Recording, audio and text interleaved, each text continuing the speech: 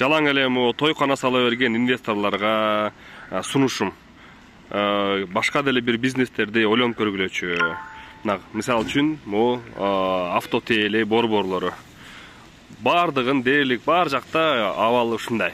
Кудай бергенге барасыңбы, разборго барып сатып аласыңбы, жанакындай запчастьтерди машинеңди оңдотосуңбу, мына акыбал ушундай да. Мондай яма, суу толгон жакка барып, мына машиналарды оңдотобуз да.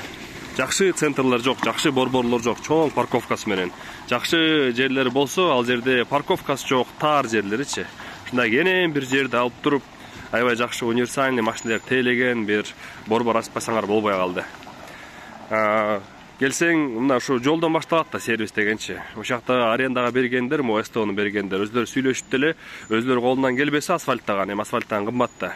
Мэрияга кайрылып, кат жазып, очередке киргизип, сметасына киргизип, анан биз да көмөктөшөбүз, оңдоп бергилечи десе деле болот да.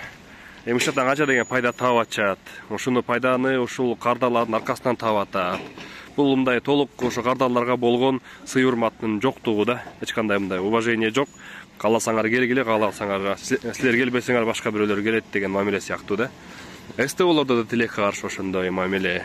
Келсең, мисалы үчүн, тозуп албай, байке эмне болду эле, эмне маселе болуп атат деген киши жок. Барасың, өзүң издейсиң, кимиси мастер, кимиси клиент түшүнбөйсүң, барып уялып жалтактап сурайсың бир нерсе. Анан бир нормально жооп беришпейт, же билишпейт ушундай да. Анан ушу жакшы бир чоң автоцентр ачсаңар, авторемонт, СТО центр.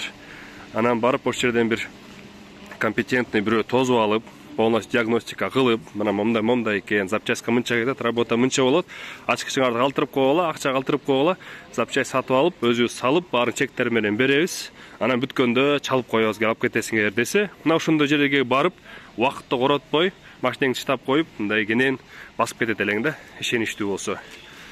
Ушинтип мына тилекке каршы ушундай бир сервисте жашайбыз, ушундай сервисти көрөбүз да. Ошо Кыргызстанда ушу эме жагынан, сервис жагынан аябай слабыйбыз, именно ушу машина оңдоо жагынан.